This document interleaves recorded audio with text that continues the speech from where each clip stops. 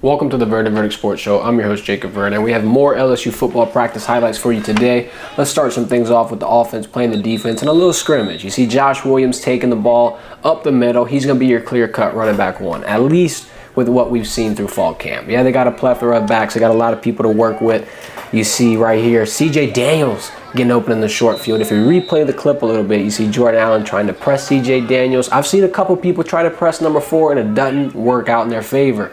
It's a real shifty wideout, and he's going to be used in that spot quite often this year. He'll be in tandem with Kyron Lacey, of course. Then you see Josh Williams going up with a gapper up the middle again. Like I said, it's got to be the clear-cut favorite to be the starter. He's got a lot of experience under his belt. You've seen a lot of things, you know, with him at LSU in his 5-year career. He's done a lot for you, whether it be blocking, passing, even rushing. He's that hybrid back that you can trust on third down if you got to change up the scheme, change up the play, audible. You know, defense shows you something you like.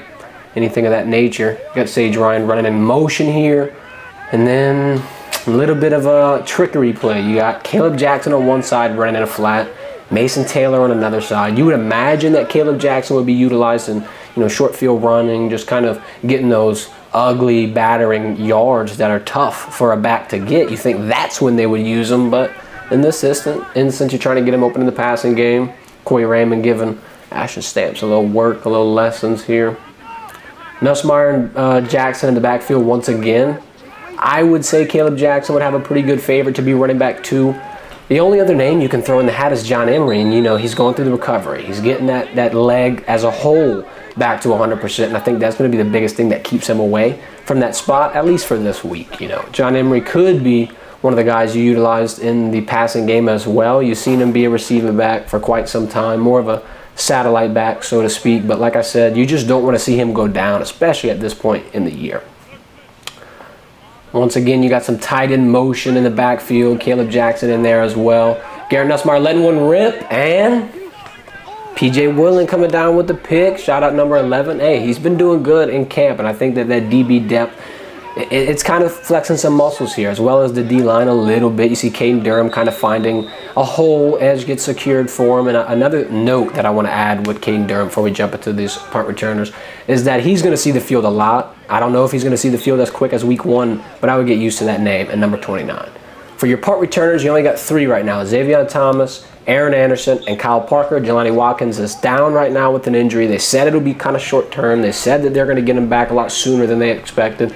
But he was at practice today in a boot. We'll have a clip for you a little later. Here you see Kyle Parker. It's a smart move. You don't want to make a ball or a break on a ball that's kind of, you know, not going in the way that you predicted. That's how you fumble the ball. That's how you get, you know, tough moments on the special teams. This one kind of is a little shorter for him. He's showing off some of that, you know, movement whenever he gets it.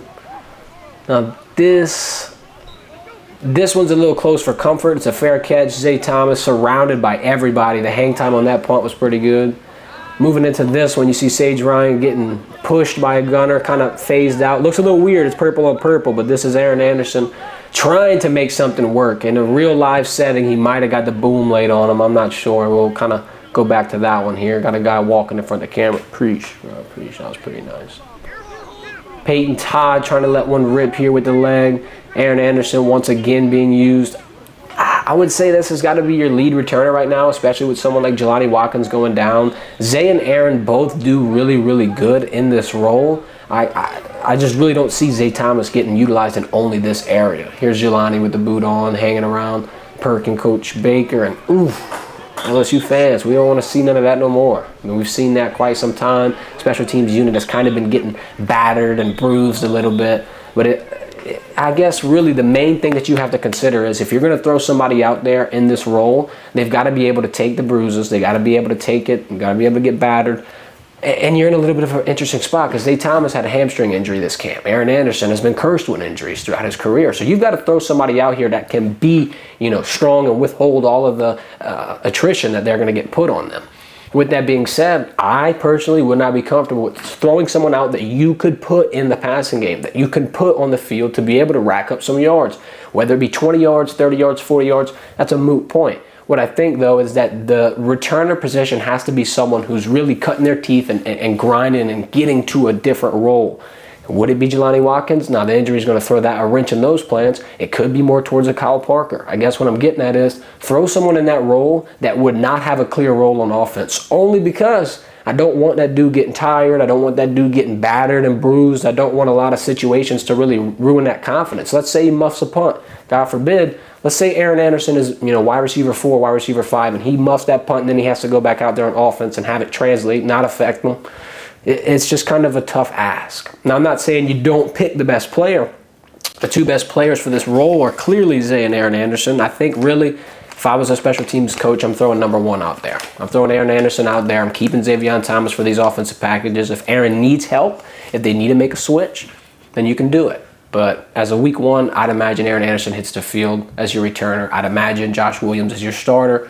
Caleb Jackson might be your backup for the running back room.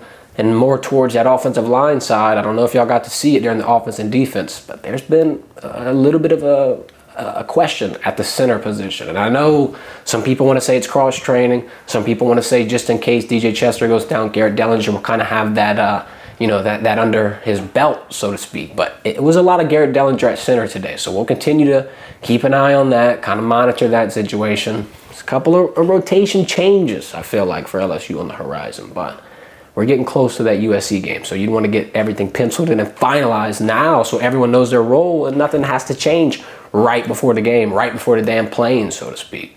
But appreciate everybody with the recent support for watching this video. Y'all hit the subscribe button, hit the like button. This has been the Verdin Verdict. Y'all have a good day.